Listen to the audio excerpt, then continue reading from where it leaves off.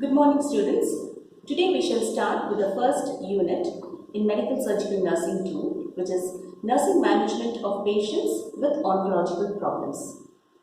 In the beginning sessions, it will be basically a briefing of what you have learned in your first year, which is regarding the cell, and that plays an important role in this unit where you need to know about your normal cell, what are the structure, the characteristics, and how it would differ from an abnormal cell.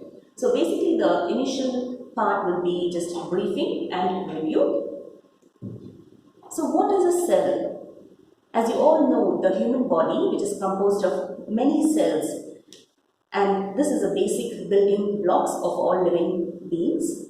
And what the cell provides is, it provides a structure for the body, it takes in nutrients from the food that we eat, it also converts the nutrients into energy and carries out some specialized functions as well. The cells also contain the hereditary material, and I hope by now you will be thorough in how to draw what a cell really looks like, which means the structure of the cell, which is being thoroughly explained to you in the first year. So I hope you will be able to draw on your own and just name the main important components of a cell, which is very, very important. As you see, the center portion is the nucleolus, then we have the nucleus, the outer lining, which is called as the cell membrane and the cell wall, and the inner components of the cell. It is also containing the cytoplasm, and the cytoplasm contains most of the components of the cell. Now the cell consists of three important parts, which is the cell membrane, the nucleus, the cytoplasm, and as I just mentioned, within the cell lies the many intricate arrangement of the fine fibers, and such structures are called as the organelles.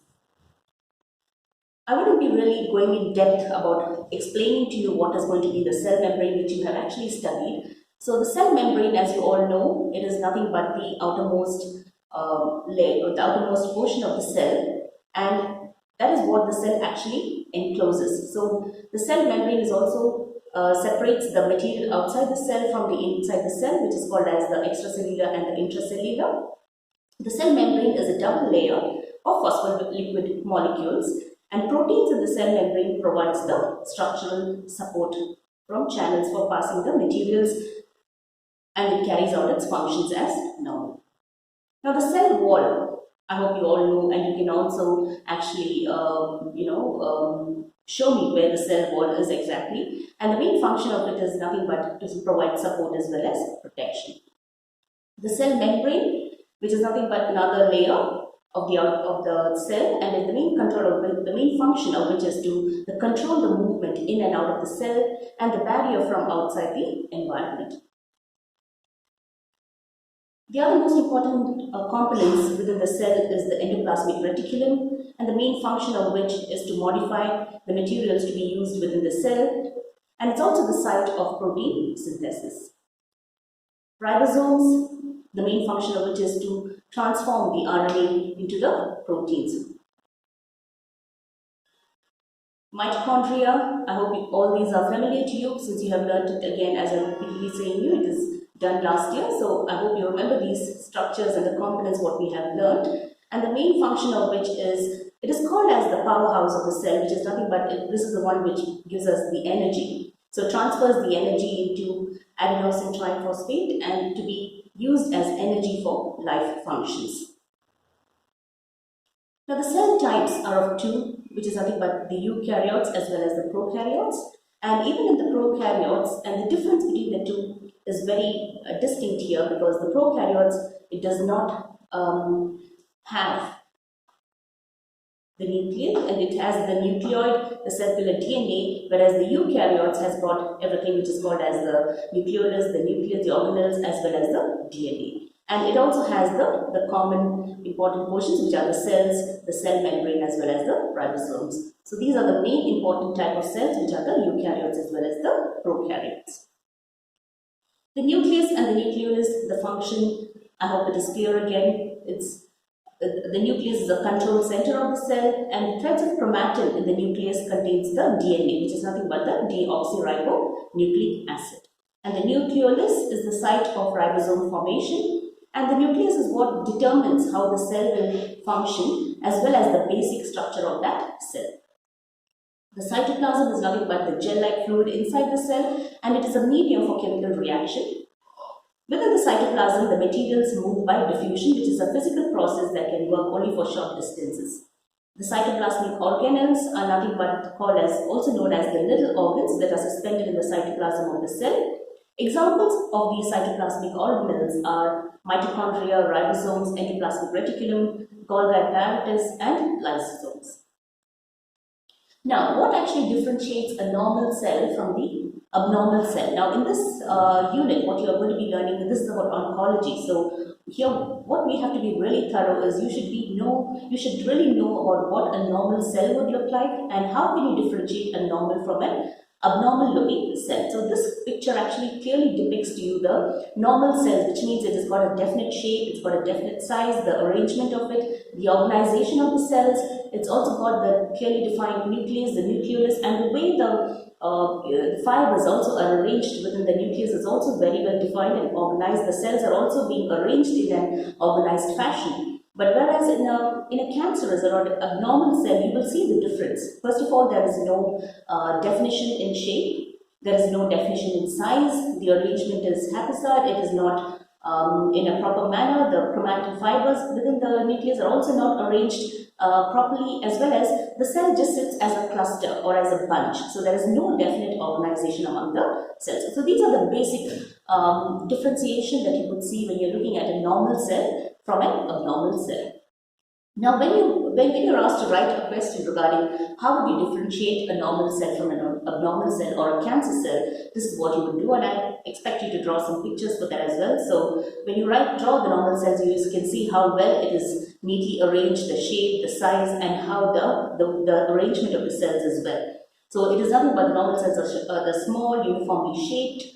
The size is also very confined. The cells are arranged into discrete tissues, because you know that a group of cells form the tissues, and also the way the cells are being divided as well as how the cells are being arranged. But whereas on the other side, when you look at the cancer cells, they are very large in size. Even the shape is not regular, as well as the size and shape are also quite disorganized. There is even loss of some of the specialized features that you are expected to see in a cell, as well as there is no proper defined organization or seating of the cells.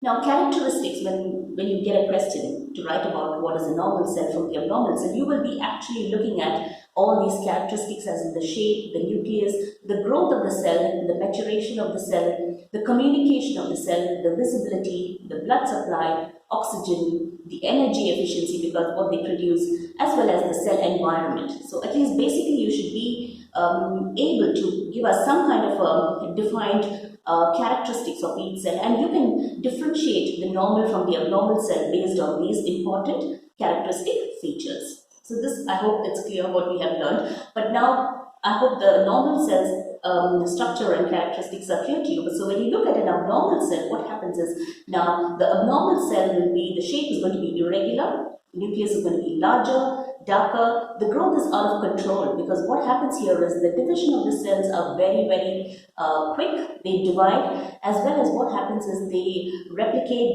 These are the different terms: replicate, multiply, divide, and they just grow without control. So that's what really happens in a cancer cell. And the maturation is also immature. They don't communicate. They are also invisible to immune cells. And the blood supply, what happens is, now this is also called as, like, when there is some kind of abnormality in the cells, it's nothing but the formation of a tumor. So even in the cells, there's a classification whether your tumor can be just as a benign growth or whether it can be a malignant growth. So benign is nothing but which is not dangerous. There may be some kind of a tumor or an abnormal growth, but that it will not be cancerous. But when you say malignant, means it is very kind of invasive, and it also spreads quickly, and this can be fatal or life-threatening. So this is the way you can characterize, differentiate between the normal cell as well as the cancer cell.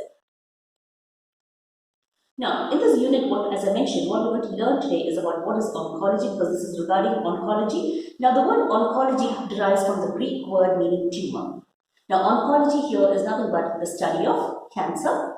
Now, oncology is a branch of medicine which deals again with the complete etiology, diagnosis, the treatment, and the prevention of cancer. So, why I actually explained to you regarding the normal cell is because that is where it all begins. So, as I mentioned to you, once you know how a normal cell actually, the structure, the characteristics, and the functioning is, when you feel or see any kind of abnormality or an abnormal growth or division of the cells, then you know that there is something wrong, and you would go into a deeper investigation, like doing a thorough diagnosis and doing the appropriate diagnostic, like going in for radiation, like an X-ray, MRI. You go into a deeper study, and then you will try to really find out whether this kind of abnormal growth is actually kind of becoming fatal to the patient, or is it just a mild growth which can be treated medically. Now, the field of oncology, again, as we all know, as the other specialities as well, is also can be divided into medical, surgical, as well as radiation, because this radiation is also what actually kills or stops the abnormal growth of cells. Now, in oncology or oncological area, you would be listening to these terms as an oncologist or the surgical oncologist. So, the surgical oncologist is a person who would be dealing with the surgical part of it. As I told you, the abnormal growth of the cells and or the tissues which are being affected, those can be removed, and such kind of operating person is called as the surgical oncologist. And an oncologist is a doctor who would treat this cancer and provide the medical care to the person. Now, what is cancer? These are the different terms you will be coming to know, like from this unit, which is new to you. So, cancer is derived from the Latin word called cancrum, meaning crab. It's a group of diseases characterized by uncontrolled cell division, leading to abnormal growth of the tissue, and that is called as the tumor. So, cancer is a group of diseases characterized by uncontrolled growth and spread of abnormal cells. What are the causes of cancer? Now, the causes can be classified into external factors and internal factors. Now, when you say external factors, these are all the factors which is outside the patient's body and which is actually in the environment. It can be also related to the patient's lifestyle, the kind of occupation he is in. Also, it can be occupation in the sense it can be he may be a person who's been working with chemicals or radiation, and it can also be because of some of the viruses that affect him. So these are all the external factors which can affect an individual. The internal factors are nothing but your within the body components, which can be the hormones, some kind of immune conditions, as well as some kind of inherited mutations, which is nothing but your genetic factors which you have actually inherited from your parents. The causes of cancer can also be classified as environmental factors, and also this can also be, the causes can also be due to damage to the genes. It can be due to the exposure to cancer-causing substances, and such cancer-causing substances are called as carcinogens. So, what are carcinogens? A substance capable of causing cancer in a living tissue. So, the basic cause of cancer are, you can classify them as external and internal factors, environmental agents, genetic factors, and exposure to carcinogens or cancer-causing substances. This actually shows you about what is the extent about the different causes of cancer and what percentage is actually causing this kind of cancer. So when you look at this, it's mostly like when you see the diet can play a very important role, because especially when you're exposed to all this, the fast foods and processed foods and all that can really play an important role in your lives. So diet plays a very important role. Secondly, you would see that the consumption or the use of tobacco, that also causes, that also contributes to actually the cause of cancer. The other one would be sunlight, exposure to sunlight for long periods. It can also be due to other factors. When you say it can be due to some kind of infections, viruses or bacteria that is present. Cause of cancer are also, as I mentioned, it can be due to your occupational factors. So occupational factors is when you're dealing with chemicals or pollutants or some kind of chemicals. So that also can be to the cause of the cancer. Also, alcohol is also one of the contributing factors. So even family history of cancer, certain hormones, and as you're getting older, all these are factors, and environmental exposure to some kind of carcinogens or the cancer-causing substances. So all these can actually lead a person to having this condition known as cancer. Now, the classification of cancer, there are 4 major types. Now, which is classified as carcinoma, sarcoma, melanoma, lymphoma, and leukemia. Now, just let us quickly just brush up what they are. Carcinomas are nothing but the most commonly diagnosed cancers. And this type of cancers, they usually originate in the skin, the lungs, breasts, pancreas, as well as the other organs and glands. Now, this is how you would look when you see a normal looking or a healthy looking cell. Now, what happens here is you can start to see that there is some kind of abnormality happening within the cells and the tissues. And eventually, when you start doing the physical examination and trying to diagnose the cancers, you will start to notice that this is actually spreading. And this is how the cells will actually abnormally divide, and this will lead to a condition called as cancer. And this picture is really clear about what how well it has been differentiated from what is the upper portion is like the normal. And this is actually the beginning stages and how it can aggravate and actually end up in causing this kind of situation called as the cancer. So such kind of cancers which occurs in your skin, the lungs, breast, pancreas, and some of the internal organs as well as glands are called as the carcinomas. Melanoma is nothing but, this is actually, it develops from the pigment containing cells. Now melanoma is nothing but, you know that it's related to your skin type. This is what gives your color, the skin your color. And again, it can occur in areas near the mouth, the intestine, or the eye as well. And this is how you can see the different kind of. Now, this may be. It may look, just like a patch or some kind of discoloration of the skin. But what you need to understand is whether it is getting bigger, darker, or abnormal in shape, and whether the size is increasing. This is what we really need to be observant about. So what you can see here is how the normal skin layer is, and these are the squamous cells, and what you can see here is just the initial stages of how it starts and how it aggravates, divides, multiplies, and grows, and eventually the color of the skin can also change. So this is what we need to be really observant about when you're assessing a patient. So this kind of cancer which is affecting your skin and normally turning into different kind of pigmentations like what you can see in this picture is known as melanoma. Lymphomas are cancer of the lymphocytes, which are nothing but, again, you can see now we also learned this about your lymphatic system in your first year. When you go back and when you have a read about your lymphatic system, you would have learned about your lymphocytes, the lymph nodes. And what you can see here is this type of cancer which occurs within the lymph nodes is known as the lymphomas. Leukemia is the cancer of blood, and what happens here is, this is a disease in which the bone marrow and other blood-forming organs produce increased number of abnormal cells. So what happens is this type of, because as you know, this is blood is also a connective tissue, and what happens here is this kind of cancer starts growing, the cell starts growing abnormally, and it starts affecting the bone, and you know that the bone is actually where your blood cells are being produced, and this is how it affects. So when you see the normal blood as well as the cancerous or the cancer-causing blood sample, this is what you would see the difference. When you see the normal sample, you have your adequate number of RBCs which are properly shaped, your WBCs, your monocytes, your platelets, everything is sitting neatly and in a proper fashion here. But whereas you see your cancer kind of situation, then you see that the abnormal growth of cells. And such condition which is affecting the person's blood, and when there is abnormality in it, you would call it as leukemia.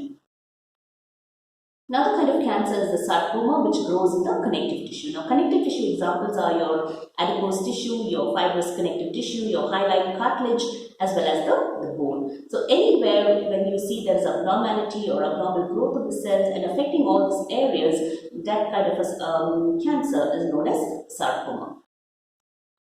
Now, the sarcoma, again, it affects the different, the soft tissues. Now, when you see the soft tissues, they are nothing but your lymph vessels, the blood vessels, the muscles, the tendons, the ligaments, the fat, as well as the nerves. And different types of sarcoma are also being mentioned to you here, and as per the way it causes the disease, which is nothing but angiosarcoma. It's a malignant neoplasm in the vessel walls. So the blood vessels, and whenever there is an abnormality or kind of abnormal growth of the cells within the vessel walls, then that kind of a cancer is known as angiosarcoma. The osteosarcoma is related to the bone.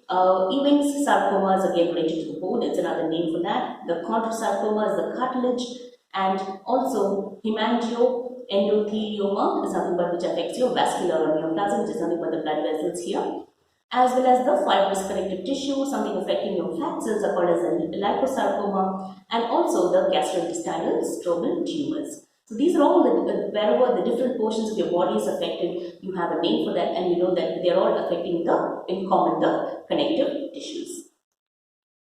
Now, in a patient, now when it comes to again the nursing management is almost remaining the same as you all know. Once you know you're doing the nursing management, what you need to really understand is your ADPI and also the SOPIA. So that remains the same throughout when you're doing your nursing assessments. So what you will be really doing is collecting a detailed patient history and interviewing about the patient, about his the present complaints, the onset of symptoms, how severe his symptoms are, and also once you know that you're going to be classifying them as acute or chronic, which the symptoms based on what the patient tells you. You will also be collecting a detailed health history, family history, social history, medical history of the patient, and depending on that, you will start planning your nursing plans according based on what you're going to be collecting from the patient. Also, you will try to understand the patient's idea about his illness, whether he really understands what his condition is, or you will be in a position to be, you will be providing him support, and you will also be teaching him about the illness. And it's very important that you explain to him things so that he is also able to understand about his condition, and that actually helps in providing easy nursing care to the patient. You will also be reviewing at any kind of laboratory results when the patient is actually undergone any kind of test, as in the blood or urine analysis. Also, any kind of medical records that the patient has, depending upon his previous health condition, whether he's had any kind of illnesses and if he's having any kind of medications related to it. You will also be doing a thorough physical examination, and there is also going to be systemized examination related to your neurovascular assessment, your mental status assessment regarding the pain. As I told you, some of these can be causing some kind of a pain in the patient, and you will be assessing how intense the pain is and whether the pain is aggravating or the pain is actually staying neutral or the same. You will also be doing a thorough assessment of the integument, which is nothing but regarding your nails, which is nothing but the outer protective layer or the covering for your body, which is related to the hair, its location, its distribution, its texture, the nails of the patient, any kind of lesions if there are present, whether the location of the lesion, the color, the size, or whether it is any kind of whether it's an open lesion or anything like that, whether there's any ooze and the depth of the lesion. All that you will be doing a thorough assessment, as well as the even related to the cells, you will be doing a complete assessment regarding the turgor, the elasticity, as well as the color. When I say tell turgor, I hope you remember the term that we commonly use as skin turgor or the skin integrity. So, which is nothing but just showing about how healthy your skin cells are. Like when you pinch, it's going to come back to the normal pace. So that is how you will be assessing the patient's skin turgor. So all this actually tells you the health of the cells within your body.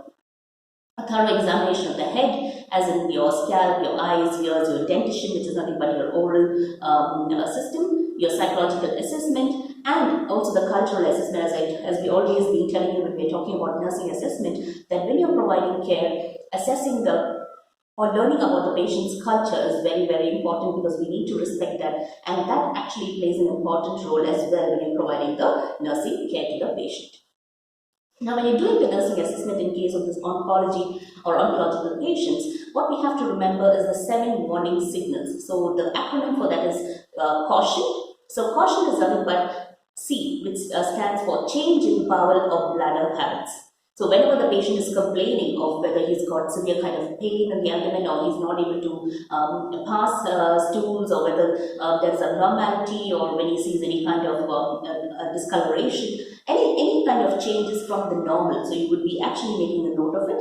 Now, A stands for a sore that does not heal, which is nothing but it can be a small kind of a boil or a wound or a kind of an insect bite kind of a thing which you can see. Now, when that becomes like a sore, which is painful, which is kind of inflamed looking as well, which is reddish, and so it's been there for a while, but it does not seem to be healing. So when you notice something like that for a patient, when there is during a physical examination, that has to be thoroughly considered. U stand for unusual bleeding, in case the patient can tell you, like, for some reason that he's been bleeding for a long, or whenever he gets a cut, he's just bleeding for long. So all these are actually giving you ideas about, yes, there can be something wrong, and this will help you plan your nursing care even better. T stands for thickening or lump in the breast. So this is exactly what these days every person is aware of, doing a thorough breast examination. So when you feel or when you know that there is something hard sitting within, and it's a lump, or how painful it is, or is it growing in size? So all these are the things that we need to be observant about, and we need to be keeping a watch on. Also, I stands for indigestion. As I told you, it can be the patient is having his meals, his patient is eating as regular, but for some reason he's feeling a lot of indigestion happening, and it could be some kind of abnormality that is going on within his gastrointestinal system as well. O stands for obvious change in warts. Now, warts are nothing but kind of the hardened kind of texture on your skin that you would see, and this is nothing but called, it can be due to a virus as well. So again, when you look at warts, you're going to be noticing or observing whether they are sitting there in the same size or the same shape. Is it changing color, or is it growing in size, and whether is it being spreading, or are you noticing more than one wart in an area. So all these are the changes or things to be looking out for when you're doing the nursing assessment. And N stands for a nagging cough and hoarseness in voice, which is nothing but when you're having a deeper voice, or when you have a nagging or on and off where there is a cough happening to you for no reason. So when that also occurs, you know that there is something happening, and you will start to notice that this is not a normal thing going on with me. So once you notice all that, even the patient, these are the kind of questions you as a nurse will be asking the patient as well when you're doing your thorough nursing or physical assessment for the patient. So what a nurse needs to be cautious about or watchful about is the 7 warning signals, and you can remember this as the acronym CAUTION. So the next unit, I think the next topic which will be covering will be the levels of prevention of cancer, and this we shall do in the next session. Thank you very much.